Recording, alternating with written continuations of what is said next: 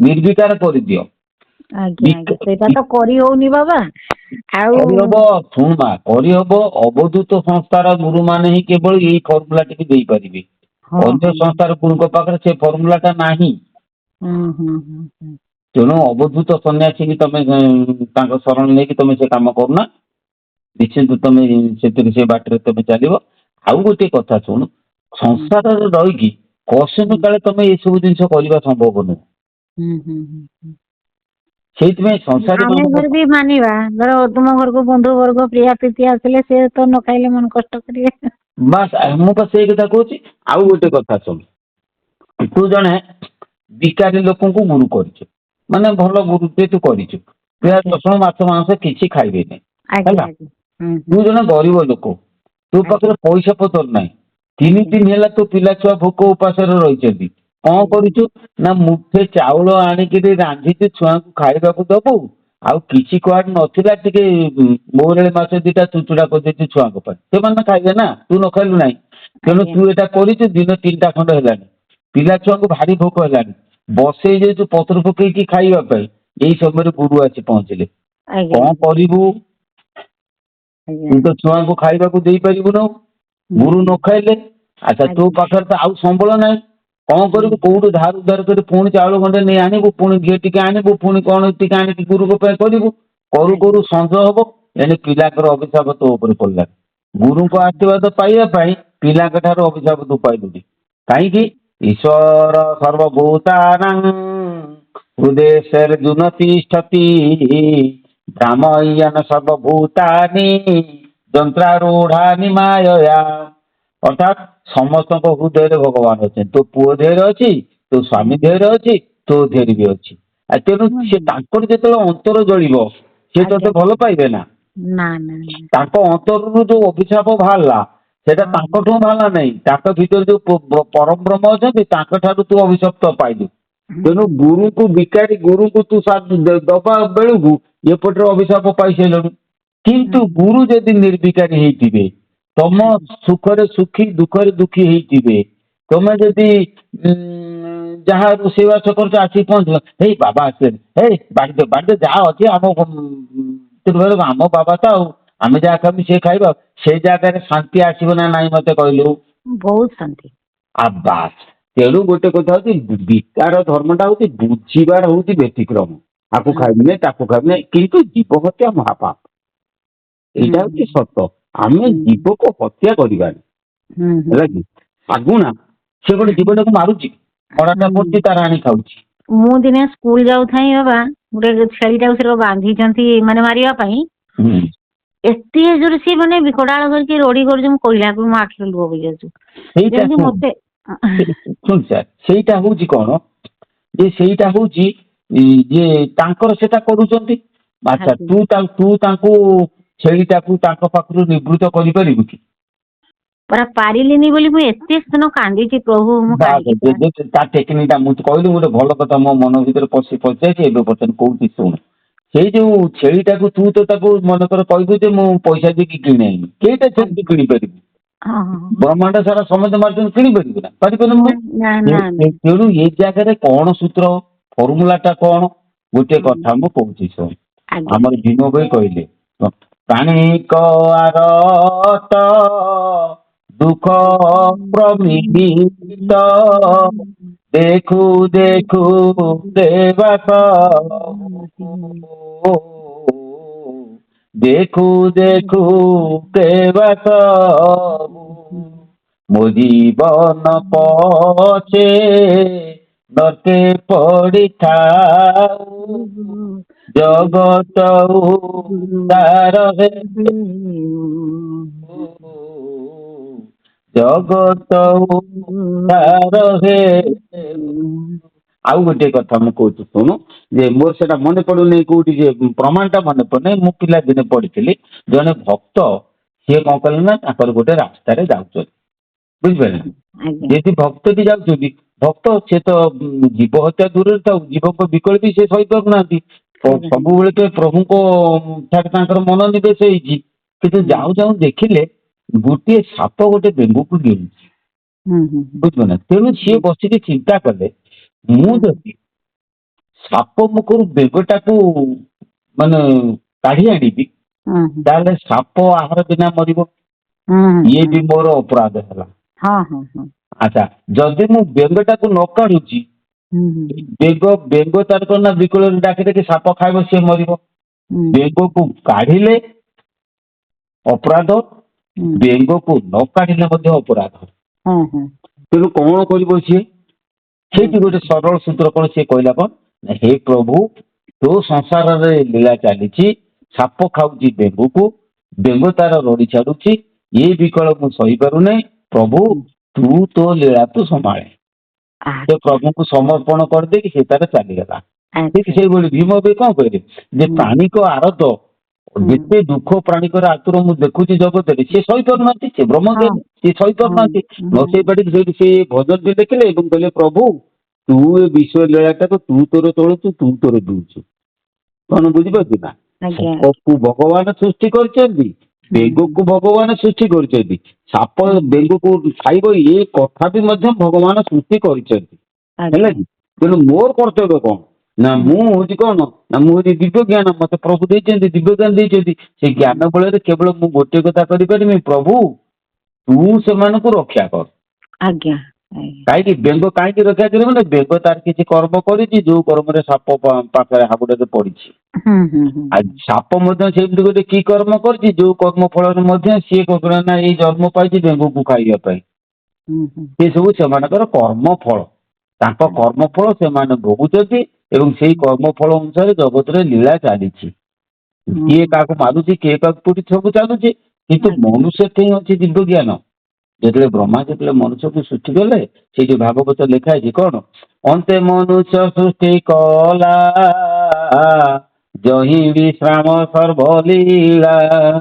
ତେଣୁ ସର୍ବଲୀଳା ପ୍ରଭୁଙ୍କର ଏଇଠି ସରିଲା। କେତେ ମଣିଷ ଦିବ୍ୟ ଜ୍ଞାନ। ତେଣୁ ଆମର ଯେହେତୁ ଜ୍ଞାନ ଅଛି, ତେଣୁ ଆମେ କଣ କରିବା, କୌଣସି କାର୍ଯ୍ୟର କାରଣ ହବାନି, ହେଲା କି? ସାପକୁ କହିବା ନେଇ ବେଙ୍ଗକୁ ଖା, କି ବେଙ୍ଗକୁ କହିବା ନେଇ ଯେ ତୁ ଏଠୁ ପଳା, ବୁଝିପାରୁଛୁ? ସିଏ ତାର ସବୁ କରୁ, ଗୋଟିଏ କଥା କରିପାରିବା, ଆମେ କାହା କାର୍ଯ୍ୟରେ କାରଣ ହବାନି, ବୁଝିପାରୁଛୁ ନା? କିଏ ଯାହା କର୍ମ କଲା ସେ କର୍ମରେ ମୁଁ ଭାଗିଦାର ହେବିନି। କଣ ବୁଝିପାରିଲି ନା? ଯିଏ ଯୋଉ କର୍ମ କରିବ ସେ କର୍ମରେ ମୁଁ ଭାଗିଦାର ହେବିନି।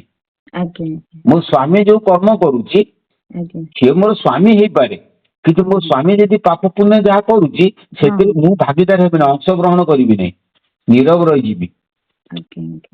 ଆଉ ଗୋଟେ ପୁରୁଷ ଲୋକ ଯଦି ତା ସ୍ତ୍ରୀ ଯୋଉ କର୍ମ କରୁଛି ସେଥିରେ ସେ ଅଂଶଗ୍ରହଣ ନ କରୁ, ପରସ୍ପର ଭିତରେ ସ୍ୱାମୀ ସ୍ତ୍ରୀ ହେଇଛ ସତ୍ୟ, କିନ୍ତୁ ନିଜ କର୍ମରେ କାହା କର୍ମରେ କେହି ମାନେ ହସ୍ତକ୍ଷେପ କରନା। ମୁଁ କଣ କହିଲି ନା? ତେଣୁ ତମେ ଯାଇକି ସ୍ୱାଧୀନ ରହିବ। ଆଉ ତମେ ଯଦି କାହା କର୍ତ୍ତବ୍ୟରେ ହସ୍ତକ୍ଷେପ କଲ ତାହେଲେ ତମେ ବି ସେଥିରେ ଭାଗିଦାର ହେଲ। ପଚାରିବି ଆଉ ଟିକେ, ମୁଁ କହ ଏଇ ଯୋଉ କହିଲେ ନା ମନ ଯଦି ଯେଟା କହୁଛି କରିବାଟା ହେଲା ହଉଛି ପୁଣ୍ୟ, ମନ ମନ ତ ଭୁଲ କହିବ ସବୁବେଳେ ପାଇଁ, ମନ କହିଲେ ସେଇ କଥା ତ, ମନ ତ ମାନେ ସମସ୍ତଙ୍କର ତ ଦିବ୍ୟ ଚେତନା ନାହିଁ କିମ୍ବା ଚୈତନ୍ୟ ଉଦୟ ହେଇନି, ସେମାନଙ୍କର ସେଇ ଦିବ୍ୟ ସତ୍ତାର ସାନ୍ନିଧ୍ୟ ଆସିନାହାନ୍ତି। ତେଣୁ ବହୁତ ଲୋକ ତ ପାପ କର୍ମ କରୁଛନ୍ତି, ଖରାପ କର୍ମ କରୁଛନ୍ତି। ଆଉ ସେଇ ସମୟରେ ଆମର ମାନଙ୍କର କର୍ତ୍ତବ୍ୟ କଣ? ମୁଁ ବୁଝେଇ ଦଉଛି। ଆମ ଠାକୁର ଶ୍ରୀ ଶ୍ରୀ ଦୟାନନ୍ଦ ଦେବ କହିଲେ, ଯିଏ ଯାହା କରେ ତା ନିଜ ପାଇଁ। ତୁ ପାପ କଲୁ ତୋ ପାଇଁ, ମୁଁ ପୁଣ୍ୟ କଲି ମୋ ପାଇଁ, ହେଲା କି? ତେଣୁ ଆମର ଶୁଣୁ ବା ଗୋଟିଏ କଥା ମୁଁ କହିସାରିଲିଣି ମୂଳରୁ, ଯିଏ ଯାହା କରୁଛି ପାପ କରୁ ପୁଣ୍ୟ କରୁ, ମୁଁ ତାହାର ଭାଗିଦାର ହେବି ନାହିଁ। ମୁଁ ତାର ଭାଗିଦାର ନ ହେଲେ ସେ ଜିନିଷ କୋଉଠି ଲାଗିବନି ନା, ଲାଗିବ ତ ନାହିଁ। ମୁଁ ଭାବୁଛି ସଂସାର ସମସ୍ତେ ଯଦି ଟିକେ ଭଲ ହୁଅନ୍ତେ। ନା ଆଉ ଗୋଟେ କଥା ମୁଁ ତତେ ମା ବୁଝେଇ ଦଉଛି, ସଂସାରର ସମସ୍ତେ ଭଲ ତ ସଂସାର ତୁ କରୁଛୁ ନା? ନା ପ୍ରଭୁ କରିଛନ୍ତି? ପ୍ରଭୁ କରିଛନ୍ତି। ଆଉ ପ୍ରଭୁ କରିଛନ୍ତି ସେ କଥା ସିଏ ବୁଝିବେ, ମୁଁ କାହିଁ ସେଥିରେ ଚିନ୍ତା କରିବି? ଗୋଟେ ପିଲାଟେ, ତୋର ଗୋଟେ ପୁଅ, ଛୋଟ ପୁଅ, ସେ ସ୍କୁଲରେ ପାଠ ପଢୁଛି, ସେ ପାଠ ପଢୁଛି, କହିଲା ବୋଉ ମତେ ସ୍କୁଲ ଫି ଦେ। କହିଲା ଆରେ ପୁଅ ମୋ ପାଖରେ ପଇସା ନାହିଁ, ମୁଁ କୋଉଠୁ ଆଣିବି? ସିଏ କଣ ବୁଝିବି? ମୁଁ ସେଗୁଡାକ ବୁଝିବାର ନାହିଁ, ମତେ ତ ତୁ ଦବୁ ଆଉ। ଏବେ ବୁଝିପାରିଲି ନା? ମୁଁ ଯଦି ପ୍ରଭୁଙ୍କର ସନ୍ତାନ, ହେଲା କି, ମୁଁ ମୋର ଯାହା ଦରକାର ତୁ ମୋର ପୂରଣ କର, ମୁଁ କିଛି ବୁଝିବି ନାହିଁ। ତେଣୁ ତୋର ସଂସାର ଚଳିଲା କେତେ, ନ ଚାଲିଲା କେତେ, କୋଉଠି ପାପ ହେଲା କେତେ, ପୁଣ୍ୟ ହେଲା କେତେ, ମୋ ପ୍ରଭୁ କିଛି ଦରକାର ମୋର ଦରକାର ତୋ ଚରଣ କଣ ବୁଝିପାରୁଛୁ ନା। ତେଣୁ ଆଜ୍ଞା ସେଗୁଡାକ ସବୁ ମୁଣ୍ଡରେ ପୁରାନା। ସଂସାର କେମିତି ଚଳିବ କୋଉଠି ପାପ ହେଲା ପୁଣ୍ୟ ହେଲା ଯିଏ କରିଛି ସେ କଥା ସିଏ ବୁଝିବ। ସଂସାରର ମାଲିକ ସେ କଥା ବୁଝିବ। ମୁଁ ତ ବର୍ତ୍ତମାନ ସଂସାର ମାଲିକ ହେଇନି ନା, ମୁଁ ତା ପାଖରେ ଦାସ ହେଇଛି। ତେଣୁ ମୁଁ ମୁଁ ଦାସ ହେଇକି ଏତେ ବଡ କଥା କାହିଁକି ଚିନ୍ତା କରିବି। ସେଇଟା ତ ମୁଁ ଭାବେ ବାବା ଯେ ଆମକୁ ଯଦି ଭଗବାନ ପଠେଇଛନ୍ତି ଆମ ଦେହରେ ଯଦି ସେଇ ବିବେକ ଟା ଦେଇଛନ୍ତି, ଯଦି ଗୋଟେ ଭୁଲ କାମ ହଉଛି ସ୍କୁଲ ଗୁଡାର ଅଫିସ ଗୁଡାରେ ବି ମୁଁ ଦେଖୁଛି ମାନେ ମତେ ସହ୍ୟ ଯାଏନି କାହିଁକି ମତେ ବହୁତ ସେଇଠି କାହିଁକି ଏମିତି ଲାଗେ ସେଇ ପରିବେଶ ଟାକୁ ଏତେ ମୁଁ ଭାବି ପାରେନି। ମୁଁ କହିଲେ ମାନେ ଅପ୍ରିୟ ହେଇଯାଉଛି ଆଉ ନ କହିଲେ ମୁଁ ରହିପାରୁନି। ନାଇଁ ମା, ସେଇଠି ତୁ ପୁରା ନିରବ ରହିବୁ। ଠାକୁର ପ୍ରଭୁଙ୍କୁ ସମର୍ପଣ କର। ସେ ତାଙ୍କର କଣ କରୁଛନ୍ତି କରୁଛନ୍ତି ତାଙ୍କ କାର୍ଯ୍ୟ ତୁ କହିଲା ମାତ୍ରେ ତ ଭାଗ ନେଲୁ। ହଁ ହଁ ହଁ କହିଲା ମାତ୍ରେ ତୁ ତାଙ୍କ କାର୍ଯ୍ୟରେ ଭାଗ ନେଲୁ। ଭାଗ ନେବା ପାଇଁ ନିଶ୍ଚିନ୍ତ ସୁଖ ଦୁଃଖ ହବ। ଦରକାର ପଡ଼ିଲେ ସେ ତତେ ପିଟିବେ ମାରିବେ। ଗୋଟେ ଲୋକ ମଦୁଆଟେ ମଦ ଖାଉଛି ହଁ କଣ ହଁ ବୁଝିପାରୁଛୁ। ତୁ ଆଜ୍ଞା ଯଦି କହିବୁ ହେ ମଦୁଆ, ତୁ କହିବୁ ହେ ମଦ ଟା ଭଲ ନୁହେଁ କାହିଁକି ତୁ ଖାଉଛୁ, ସିଏ କିଛି ବୁଝିବୁନି ସିଧାସଳଖ ଆସିକି ତତେ ଠାଇଁ ଚାପୁଡେ ପକେଇବ। ଏଇ ଯୋଉ ଚାପୁଡାଟା ତୁ ଖାଇଲୁ କେବଳ ତା କର୍ମରେ ତୁ ଭାଗିଦାର ହେଲୁ ବୋଲି। ଓହୋ ବୁଝିପାରିଲ ନା। ତୁ ଯଦି ସେ ତାର ମଦ ଫଦ ଖାଉଛି ତୁ ଯଦି ନିରବ ରହିଥାନ୍ତୁ ତୁ କଣ ଚାପୁଡ ଖାଇଥାନ୍ତୁ। ନା ଏବେ ବୁଝୁ ମୁଁ ତ ସେଇଗୁଡା ଶୋଇପାରୁନି। ନା ସେଦିନ ରାସ୍ତାରେ ଗଲି ସେ ତାର ମଦ ଖାଇ ଦେଇଛି। ମତେ ସମସ୍ତେ ମନା କରୁଛନ୍ତି, ମୋ ସ୍ଵାମୀ ପୁଅ ମନା କରୁଛନ୍ତି, କିନ୍ତୁ ମୁଁ ତାକୁ ମାନେ ସହ୍ୟ କରିପାରିଲିନି। ସେ ତାର ମଦ ଖାଇଥିଲା ସ୍ତ୍ରୀ ଲୋକଟା, ତାକୁ ଯାଇକି ଉଠେଇଲି ପାଣି ପିଏଇଲି ଦେଇକି ଯେତେ ଅଟୋ ବାଲାକୁ କହିଲି ଟିକେ ନେଇଯାଉ ତାକୁ ଘର ପାଖରେ ଛାଡିଦବ। ସେମାନେ କହିଲେ ମାଉସୀ ଆମେ ନବାନି ତାକୁ, ସେଠିକି ଗଲେ ସେମାନେ ସବୁ ଗାଳିଦେବେ କାହିଁକି ଆଣିଲ ଆ କଲ ତା କଲ ଦୁନିଆ କଥା। ଆଉ ଗୋଟେ ସ୍ତ୍ରୀ ଲୋକ ଏମିତି ଆସିକି ମତେ ମାଗିଲା, ବୁଢୀ ମଣିଷ ଦେଖିକି ମୁଁ କହିଲି ମାଉସୀ ଚା ପିଇବ ନା ହଁ। ଆଉ ଚା ବି ତ ଦେଇଗଲି, ତୁ ଚା ନ ପିଇ ମତେ କହୁଛୁ ପଇସା ଦବନି। ପଇସା ଦଉନ ମାନେ ସେ ଚାହା ଟା ମାଗିକି ପିଇବ ମୋ ପାଖରୁ ପଇସା ନବ। ତ ବାସ୍ ସେଇଟା ମତେ ସେମାନେ ଗାଳି ଦଉଛନ୍ତି, ତୁମେ ସମସ୍ତଙ୍କୁ ଦୟା କରତେ। ନା ତୁ ଦୟା କଲେ ହବ। ଶୁଣୁ, ଯୁଗ ବଦଳିଲେ ମଣିଷଙ୍କର ଆଚରଣ ବଦଳେ। ସେଇ ଯୋଉ ଆଜ୍ଞା ଦୟା କଥାଟା ତୁ ବୁଝୁ, ଏଇଟା ସତ୍ୟ ଯୁଗରେ ଥିଲା, ସେଟା ଆଜ୍ଞା କଳି ଯୁଗରେ ନୁହେଁ ହେଲା। ଆଚ୍ଛା ଆମର ଯୀଶୁ ଖ୍ରୀଷ୍ଟ କଣ କହୁଥିଲେ ନା ଜଣେ ଲୋକ ବିପଦରେ ପଡିଛି ତମେ ତାକୁ ଉଦ୍ଧାର କର। ଯୀଶୁଙ୍କ ଆଜ୍ଞା ବାଣୀ, ସେ ବାଣୀ ଆଉ ଆଜିକାଲି ଚଳୁନାହିଁ।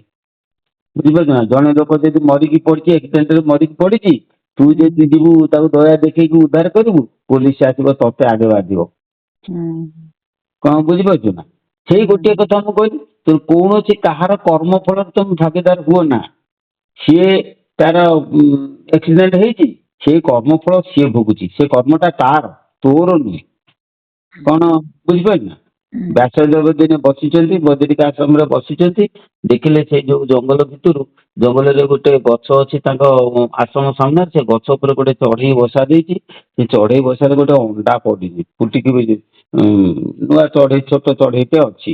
ଯଦି ଚଢେଇଟା କୌଣସି କାରଣବଶତଃ ପବନ ଦେଲା ସେ ଚଢେଇଟି ତଳେ ଗଳି ପଇଲା। ଯେତେବେଳେ ଗଳି ପଇଲା ସିଏ କଣ କଲା ନା ଛଟପଟ ହଉଛି। ଛଟପଟ ହେଲା ପରେ ଗୋଟେ ଲୋକ ଆସିକି ପହଞ୍ଚିଲା, କହିଲା ଏଇଟା କେମିତିକା ବାବାଜୀ, ସେ ଚଢେଇଟା ଛଟପଟ ହଉଛି, ତମ ମନରେ ଟିକେ ଦୟା ଆସୁନାହିଁ ନା, ତୁ ଟିକେ ପାଣି ଦଉନା। ସେଇଠି ବ୍ୟାସଦେବ କହିଲେ ମୋ ବର୍ଜ୍ୟ ପଡୁଛି ତୁ ଦଉନୁ। ସିଏ କଣ କଲା ନା ଦୌଡି ଯାଇକି ପାଣି ଟିକେ ଦେଇଦେଲା। ଯିଏ ଦେଇଦେଲା ସିଏ ପ୍ରାଣ ଛାଡିଦେଲା, ପ୍ରାଣ ଛାଡିଲା। କଣ ବୁଝିପାରୁଛୁ ନା। ତା ମାନେ ସିଏ ଅନେଇଥିଲା ତାର ଜିନିଷ ହାତଟା ପାଣିଟା ପାଇବା ପାଇଁ, ତାମାନେ ତା ମୃତ୍ୟୁର କାରଣ ଏଇ ଲୋକଟା ହିଁ ହେଲା। ଆଜ୍ଞା କଣ ବୁଝିଲୁ କି। ବ୍ୟାସଦେବ ଆଉ କହିଲେ ତାହେଲେ ସେଇ ଲୋକ ତ ତା ମନରେ ତ ଭାବନା ଖରାପ ନଥିଲା ନା। ନା ନା ତା ମନରେ ଖରାପ ନଥିଲା, କିନ୍ତୁ ସେ ଲୋକର କର୍ମ ଫଳରୁ ସେ ଭୋଗୁଥିଲା। ସେ ଲୋକ ସେ ଯୋଉ ଆମେ ଆକ୍ସିଡେଣ୍ଟ ହବା କି ଦୈବ ଦୁର୍ବିପାକ ଇଏ ସବୁ ଆମ ଦ୍ଵାରା ନୁହେଁ, ଇଏ ପୂର୍ବ ଘଟିତ କର୍ମ ଫଳ ଏଗୁଡାକ ସବୁ। କଣ ବୁଝିପାରୁଛୁ ନା। ତେଣୁ ଆମେ କୌଣସି ଲୋକର କାର୍ଯ୍ୟର ତମେ କାରଣ ହୁଅ ନା, କାହା କାର୍ଯ୍ୟର ସହିତ ତମେ ଭାଗିଦାରୀ ହୁଅ ନା, ନୀରବରେ ରହିଯାଅ। କଣ ବୁଝିପାରୁଛୁ କି। ତାହେଲେ କାହାକି ସାହାଯ୍ୟ କରିବାନି। ସାହାଯ୍ୟ କରିବ, ତମେ ନିଜେ ବଞ୍ଚିକିରି। ଓହୋ ତମେ ନିଜେ ବଞ୍ଚିକିରି ତମେ ସାହାଯ୍ୟ କରିବ। ମୁଁ ବୁଝେଇ ଦଉଛି, ଗୋଟେ ନଈରେ ଜଣେ ବୁଡି ଯାଉଛି, ଆଜ୍ଞା ତମେ ତାକୁ ସାହାଯ୍ୟ କରିବ।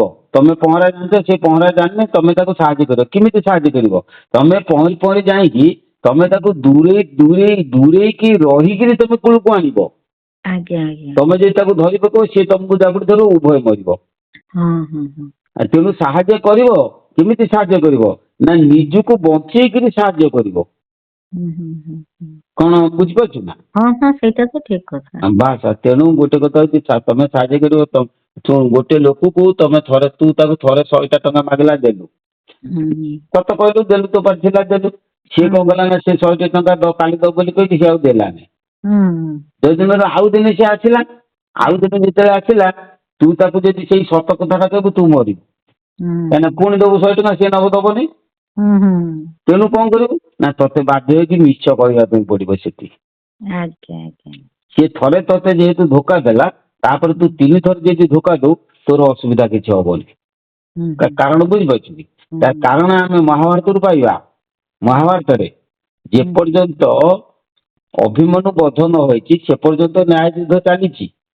ଯେତେବେଳେ ଅଭିମନ୍ୟୁ ବଧ ହେଲା, ସେଠୁ ଭଗବାନ ଶ୍ରୀକୃଷ୍ଣ ଅର୍ଜୁନକୁ ସେ ଗୋଟିଏ ଉପଲକ୍ଷ୍ୟ ଦେଲେ, କହିଲେ ଆରେ ଏଇ ତୁ ଯୋଉ ନ୍ୟାୟ କରୁଛୁ ସିଏ କୋଉ ନ୍ୟାୟ କରୁଛନ୍ତି କି? ତୋ ପୁଅ ପୁଅକୁ ଅନ୍ୟାୟରେ ମାରିଦେଲେ, ଜୟଦ୍ରଥ ତ ଦୌଡ଼ି ଯାଉଛି ତୁ ମାରିବୁନୁ। ରେ ତୋ ପୁଅକୁ ସେ କେମିତି ମାରିଥିଲେ? ମାର ତାକୁ। କର୍ଣ୍ଣ ରଥ ଚକ ଟେକୁଛି, ମାରିବୁନୁ କିରେ? ସିଏ ବା ତୋ ପୁଅକୁ ଅନ୍ୟାୟରେ ମାରିଦେଲେ। ଗୋଟିଏ କଥାକୁ ଦେଖେଇକିରି ସବୁ ଯେତିକି ଅନ୍ୟାୟ ଭଗବାନ ସବୁ ଅର୍ଜୁନ ଦ୍ଵାରା କରେଇଲେ। ତାର ଅର୍ଥ କଣ? ଆମ ଗୁରୁ କହିଲେ କଣ ନା କପଟିଆକୁ କପଟିଆ। ଜଣେ ଯଦି କପଟ କଲା, ତମେ ଯେତେ କପଟ କରିବ କିଛି ଅସୁବିଧା ହବନି। ଆଉ ଯିଏ ସତ୍ୟ କଥା କହିଲା ତମେ ତା ସାଙ୍ଗରେ ସତ ଆଚରଣ କର। ଯିଏ ଅସତ କଥା କହିଲା ତମ ସାଙ୍ଗରେ ଯେତେ ଅସତ ଆଚରଣ କରିବ ସେଇଟା ତମର ଲାଗିବ ନାହିଁ, ନହେଲେ ସେ ତମକୁ ବୁଡେଇ ଦବନି। ଧରିପାରିଲୁ ନା? ଓମ୍ କ୍ଳିଂ ବନ୍ଦେ ମହାପୁରୁଷ ତେ ଜନାର୍ଦ୍ଦନ। ବାବା ଆଉ ଟିକେ ଖାଲି ଗୋଟେ ମିନିଟ୍ ଆଉ ଟାଇମ ନାହିଁ ମତେ। ଏଇଟା ଟିକେ ଖାଲି ଏଇ ଯୋଉ ନା ସମୟ ନାହିଁ ମା, ବହୁତ କଥା କହିଥିଲି। ପରମହଂସ ନମଟା ସେଇଟାକୁ ଜପ କରିବା କେମିତି କରିବା ଖାଲି ଟିକେ କହିଦିଅନ୍ତୁ। ତୁ ଏଠିକି ଆସିଲେ ଯାହା ହବ, ଏଇ ଯୋଉ ଫୋନରେ କିଛି କହିହୁଏ ନା।